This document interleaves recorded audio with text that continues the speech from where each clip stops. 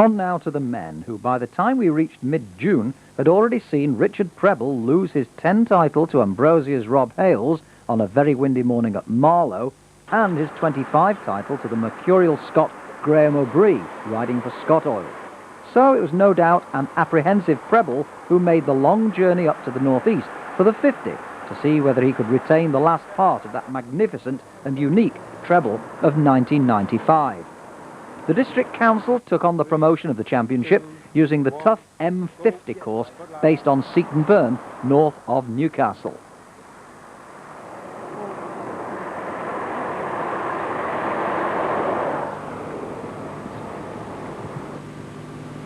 This is the Ferrum wheeler, Rowan Horner, the first of the seeded riders. He was destined to set the early pace with a 1:52.19.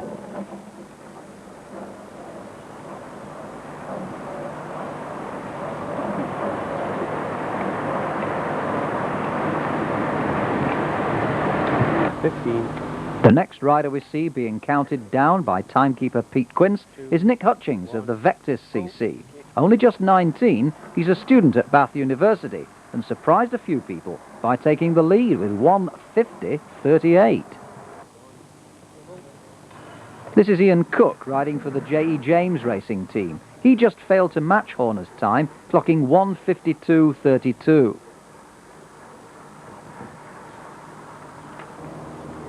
Next, local man Richard Race of Tyneside Vagabonds, one of several men who knew these roads well.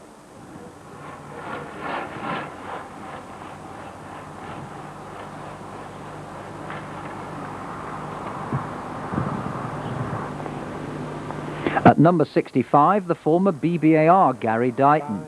The Leo man was not to disappoint his followers. His splendid time of 1:47.11 was a new course record and was to hold the lead for almost half an hour.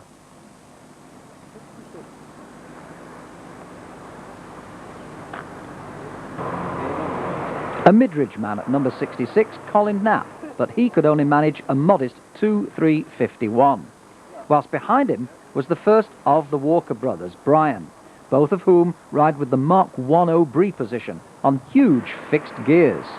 And there it is, with Brian embarking on a ride which was to end in a nightmare. The GS Metro rider went off course and subsequently was to retire.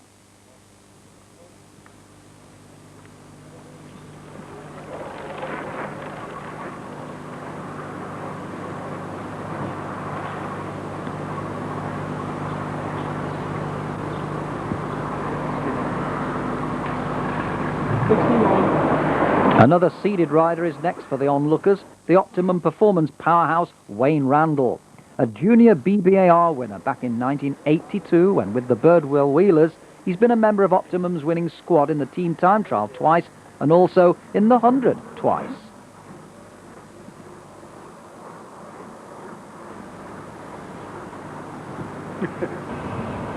Here we see Randall northbound from Seaton Burn up the A1. But he wasn't able to match Dighton's time, and his 1:49.57 was, in the end, good enough only for 8th place.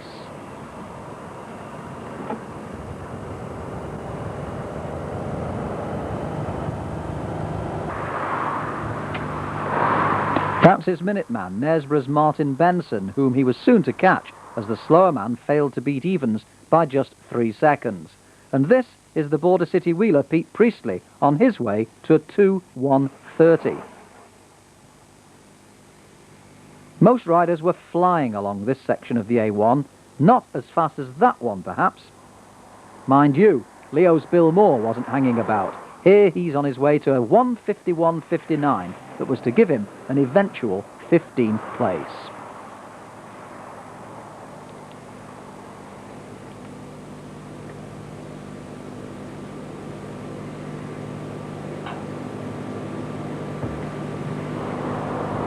That's Richard Race again. We saw him briefly at the start, destined to clock 2:51 for a lowly 44th position.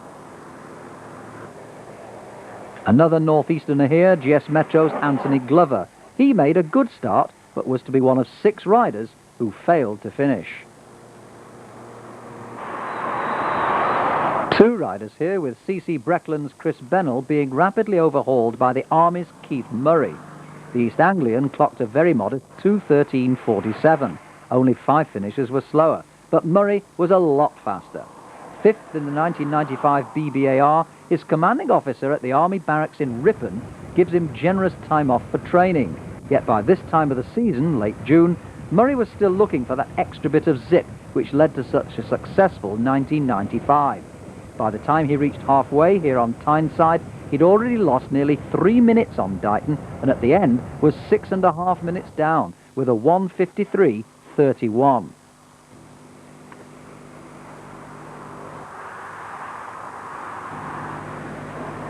GS Metro's Dave Buchan, meanwhile, though looking good here, was to be another of those 6 DNFs.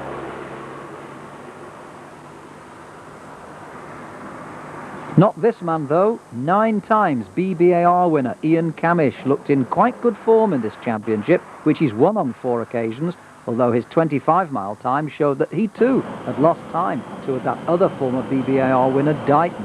Exactly 1 minute, in fact, with 52.38 to Dighton's 51.38. And by the finish, he'd lost another 2.5 minutes somewhere, recording a time of 1:50.39, which was ultimately good enough for 11th place.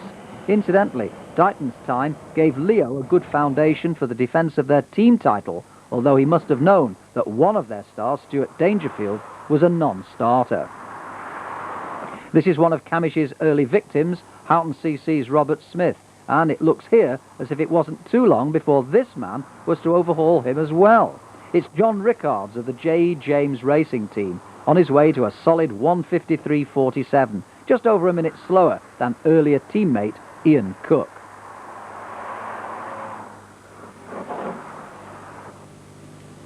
But Zach Carr's the next rider we see. In the winning team a year before, he was hoping to do it again, although Dangerfield's absence must have been a big blow. The former junior champion was going well and was less than a minute behind Dighton at halfway. When it was all over, he'd done 1:49.10 to go second on the leaderboard, behind his Leo teammate.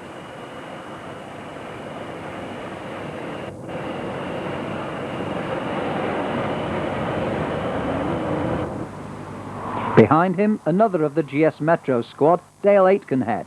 He was destined to clock 1:55.41, unaware that with Brian Walker's retirement after going off course, he'd end up as 3rd man in their team. But the Optimum Challenge was now taking shape. This is their twice BBAR Kevin Dawson. Like Camish, he was exactly 1 minute down on Dighton at halfway, but lost less in the second half to clock 1:50.24 and go 4th behind Dighton, Carr and Randall.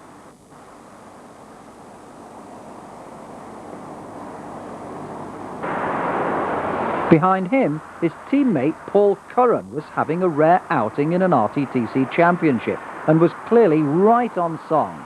Here he's passing his 2-minute man, the Army's David Campbell, on his way to a terrific 25-mile time of 50.55, a new fastest. With just 1 individual time trial medal to his credit, gold in the 1987 hill climb, plus a gold in the 100k team time trial and 4 hill climb team medals, another one looked to be coming his way.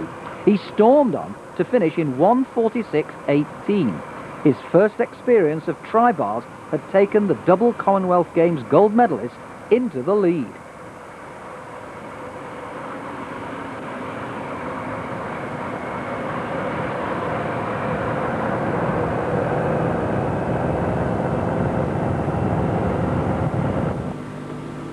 This is VC Nouveau's Derek Gillings passing a mobile spectator and a number of GS Metro supporters on his way to recording a 2:4.46.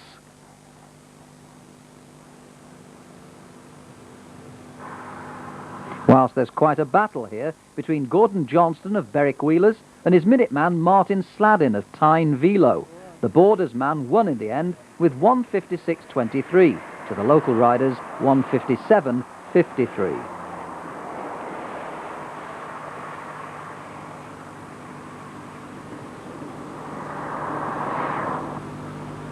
This battle looks as if it's already been decided. Parker International's Barry Charlie had already taken 2 minutes out of Alan Winter of VC Nouveau at this point, and at half distance there was a difference of more than 4.5 minutes between them.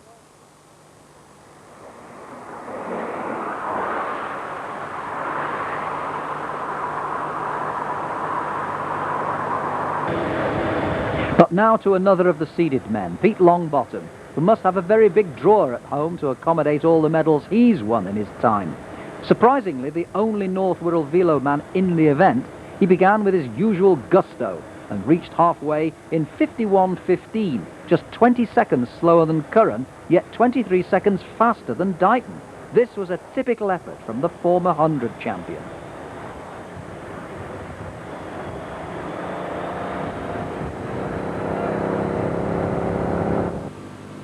Ahead of him, but not for long, up one of the many drags on this far-from-flat course, was Barry Charlie, whom we saw earlier.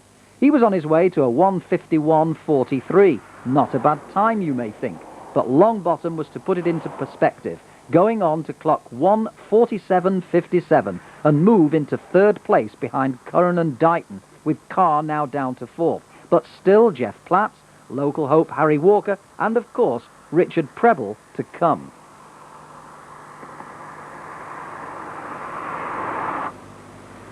This is another walker, Dave of the Stretford Wheelers.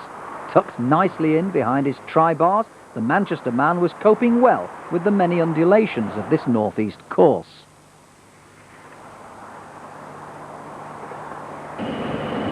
But here's super veteran Jeff Platts, a brilliant winner of the RTTC centenary event at this distance. The 1994 100 champion was going very well, and as you'll see, about to reel in his 2-minute man, Nick Wales, another of the J.E. James outfit. For some distance back along the A1 towards the 25-mile mark, Cook tried as hard as he could to stay in touch with the Colville ace, but in the end had to watch him go as he went on to a time of 1:52.35, just 3 seconds slower than his teammate Ian Cook.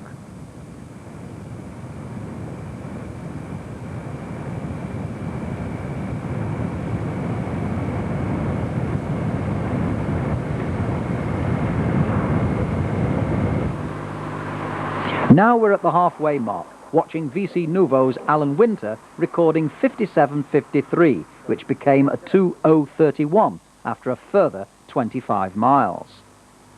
And here's Stretford's Dave Walker again, destined to catch him before the end in clocking a 1:52.18 that was to give him 16th place.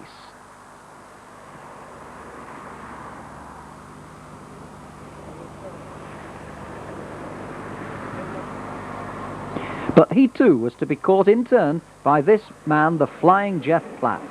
His halfway time was 50.57, just 2 seconds slower than Curran, yet even he was to lose time over the second half, and eventually he tied with Dighton's 1:47.11 to go equal second. That's Sestria's Chris Herbert, clocking 58.10 at this point.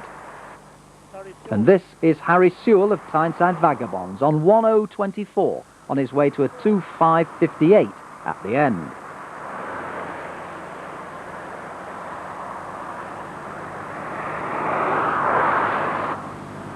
But there's no mistaking this man with the O'Brien style, GS Metro's Harry Walker. The timekeeper couldn't believe his eyes. 49.55 for 25 miles. The local hero was the new leader, exactly 1 minute faster than Curran. Cramlington's Gavin Bell had been well and truly passed and dropped, yet had still clocked a fast 52.45. And here he is, powering along, yet powerless to stop Walker going away from him.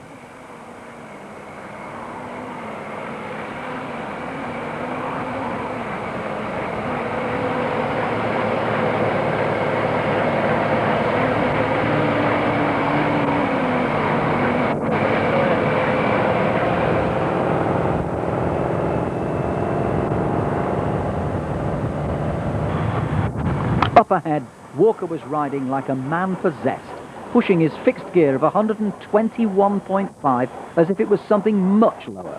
This really is the most extraordinary thing to watch, but as with O'Brien himself, it's highly effective.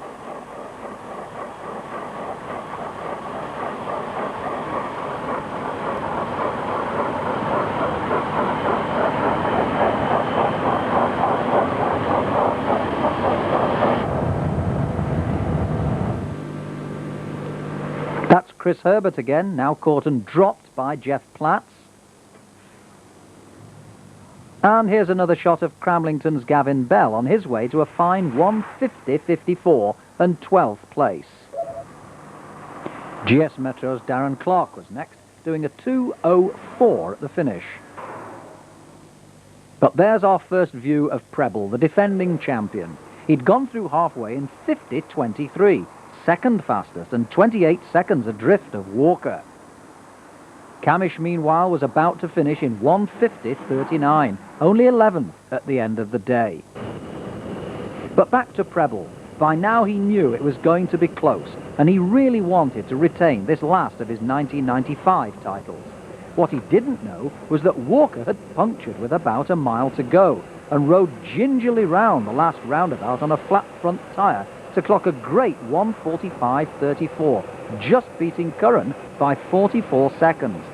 That, plus a storming second half by the Wembley man, meant that he was just able to overhaul the unfortunate Walker with a super-fast time of exactly 1:44 for his third consecutive 50 title. Longbottom, meanwhile, clocked 1:47.57, out of the medals for once, as the calculations showed that Curran's great and perhaps surprise third place had helped Randall and Dawson to an optimum team title, their first at this distance. Chris Herbert rolled over the line for a time of 2:0.49, and one of the last to finish before RTTC chairman Pete McGrath got presentations underway was Jim Reed of the Vectis Roads, who recorded 1:56.12. Anyway, to present the prizes today, we have one of our local champions, I think is one of the greatest riders ever to come out of this area, and is currently the world champion. I'd like to introduce Wes Clayton, who is World Transplant Road Race Champion.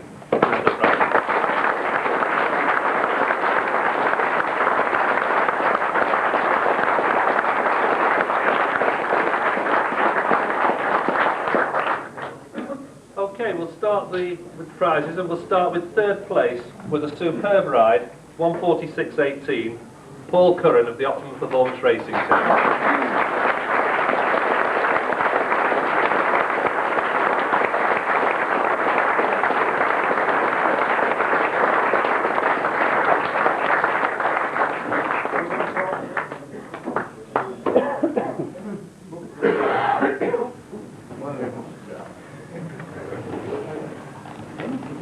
And in second place, and I know he's been determined to do something in the National Championship for the last couple of years, and he's finally made it into the placings, Harry Walker of the GS Metro.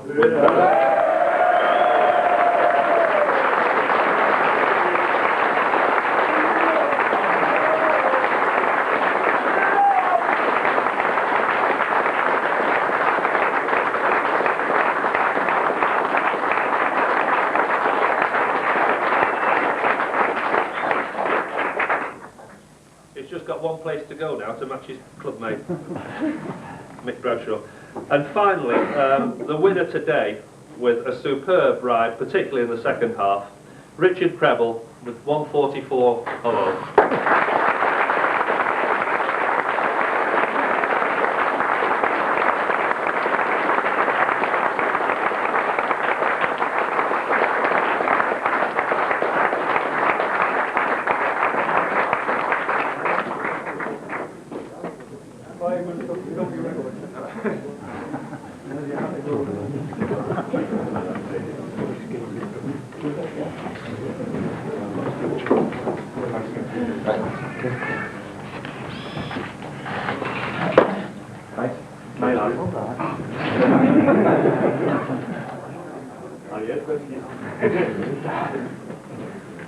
And supporting Paul with the team prize, team champions today, the Optimum Performance Racing Team.